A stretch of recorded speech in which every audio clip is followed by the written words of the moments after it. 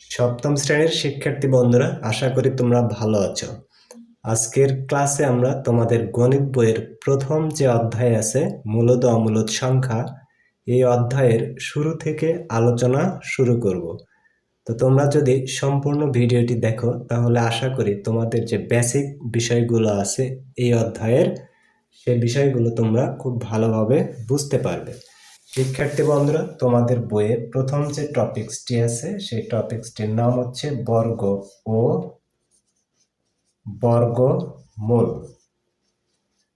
তো প্রথমে আমরা বোঝার চেষ্টা করব বর্গ জিনিসটা কি। বর্গ হচ্ছে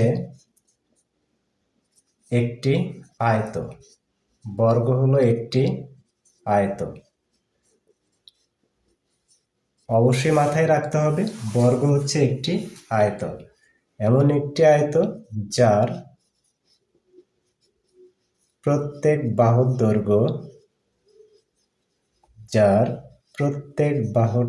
দৈর্ঘ্য কি হবে? সমান হবে। যার প্রত্যেক বাহুর দৈর্ঘ্য হবে সমান। তাহলে শিক্ষার্থী বন্ধুরা, আমরা কি বুঝতে পারলাম? বর্গ হচ্ছে একটি আয়ত যার প্রত্যেক বাহুর দৈর্ঘ্য সমান। তো আমরা যদি একটু চিত্র আঁকানোর চেষ্টা করি, ধরো আমরা একটি আয়ত আঁকালাম। এই হচ্ছে একটি আয়ত। এটি এমন একটি আয়ত যার প্রতিটি বাহুর দৈর্ঘ্য হচ্ছে সমান। তাহলে এই আয়তকে আমরা কি বলতে পারবো? একটি বর্গক্ষেত্র বলতে পারবো। তো যদি প্রত্যেক বাহুর দৈর্ঘ্য সমান হয়, তাহলে আমরা একটা বাহুকে যদি আমরা এ ধরি, তাহলে সবগুলো বাহুর দৈর্ঘ্যই কিন্তু এ হয়ে যাবে। তখন এর ক্ষেত্রফল হবে কিন্তু এ গুণ এ, অর্থাৎ এ তার উপরে কি হবে? স্কয়ার হবে। তখন এই বর্গের ক্ষেত্রফল হবে কত? এ স্কয়ার। আচ্ছা, ঠিক আমরা যদি একইভাবে একটি বর্গক্ষেত্র এইভাবে চিন্তা করি, যেখানে ধরো তিনটা করে মার্বেল আছে, প্রতিটি সারিতে তিনটা করে মার্বেল আছে। এইরকম যদি আমরা তিনটি সারি আঁকাই, তাহলে দেখো এইখানে তোমার এই দিকেও তিনটা মার্বেল আছে, আবার এই দিকেও তিনটা মার্বেল আছে। তাহলে আমরা অবশ্যই বলতে পারবো যে এটি একটি বর্গ। কেন এটি একটি বর্গ? কারণ দেখো, এই পাশেও তিনটা মার্বেল আছে, আবার ঠিক এই পাশেও তিনটা মার্বেল আছে। তার মানে আমরা প্রতিটি মার্বেলকে যদি এক চিন্তা করি, তাহলে এই দিকে আছে তিনটা মার্বেল, আবার এই দিকেও আছে তিনটা মার্বেল। তাহলে এই যে তোমরা চিত্রটি দেখতে পাচ্ছ, এই চিত্রের ভিতরে মোট মার্বেল আছে কতটি? 3 গুণন 3, অর্থাৎ 9টি। তাহলে আমরা এইখান থেকে বুঝতে পারবো যে এই যে জ্যামিতিক আকৃতিটি আমরা মার্বেলের মাধ্যমে দিয়েছি, সেটিও হবে একটি বর্গ।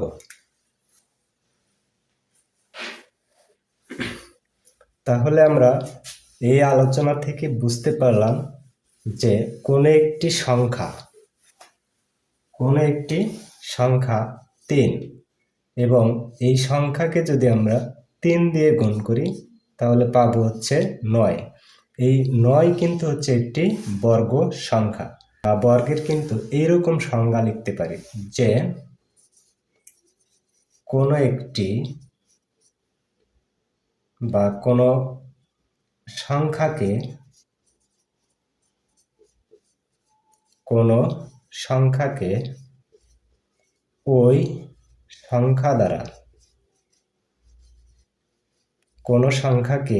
ওই সংখ্যা দ্বারা গুণ করলে যে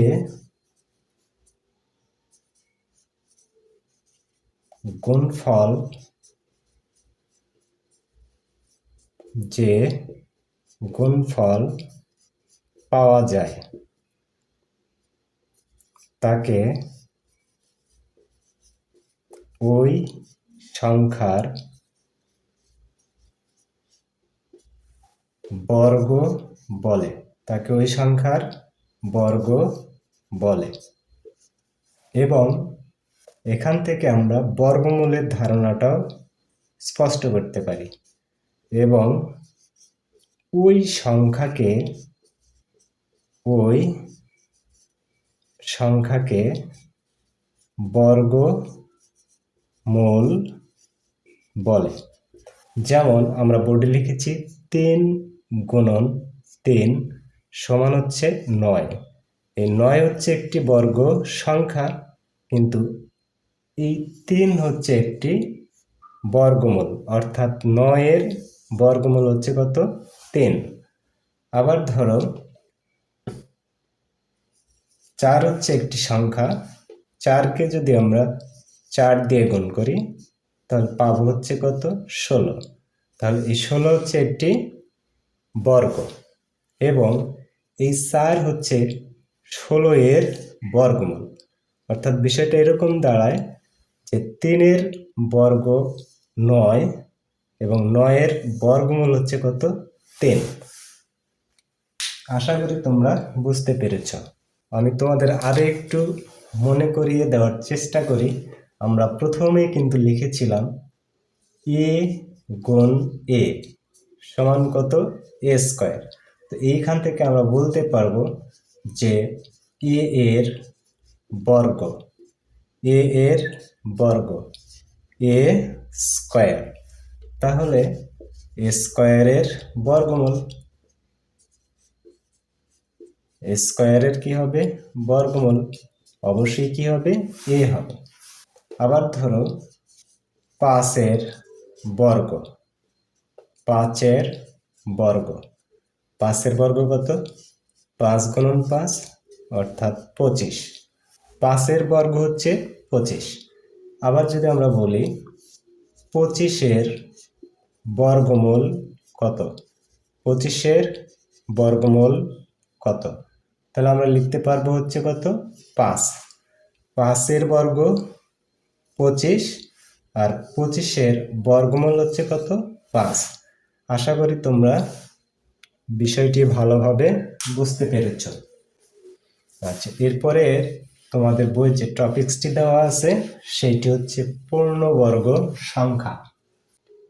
পূর্ণবর্গ সংখ্যা হচ্ছে, ধরো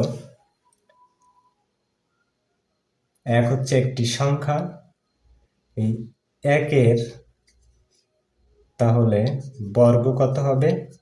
অবশ্যই 1 গুণন 1 বা 1। এটাকে আমরা 1 এর উপরে স্কয়ার লিখতে পারি। আচ্ছা, ধর এরপরে 2 এর বর্গ, 2 গুণ 2 অর্থাৎ 4।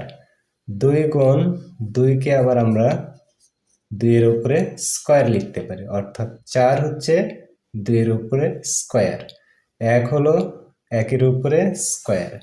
ঠিক একইভাবে আমরা 3 এর বর্গ যদি চিন্তা করি তাহলে হবে 3 গুণ 3, 3 তিরিকে 9, এবং 3 যেহেতু গুণ আকারে 2 বার আছে তাহলে 3 এর উপরে আবার কি লেখা যাবে? স্কয়ার লেখা যাবে। তার মানে 9 হচ্ছে 3 এর উপরে স্কয়ার। আচ্ছা, আমি আরেকটা লিখি 5। 5 এর বর্গ 5 গুণ 5, তার মানে 5 5 25। যেহেতু 5 গুণ আকারে 2টা আছে তার মানে 5 এর উপরে স্কয়ার লেখা যাবে, অর্থাৎ 25 হচ্ছে 5 এর উপরে স্কয়ার। এই যে দেখো আমরা যে বর্গ সংখ্যাগুলো লিখেছি এইগুলোকে স্কয়ার আকারে লেখা যায় বা বর্গ আকারে লেখা যায়। তো যে সংখ্যাগুলোকে বর্গ আকারে লেখা যাবে সেই সংখ্যাগুলোই হচ্ছে পূর্ণবর্গ সংখ্যা। আশা করি তোমরা বুঝতে পেরেছ। আজ এ পর্যন্তই। তোমাদের অসংখ্য ধন্যবাদ।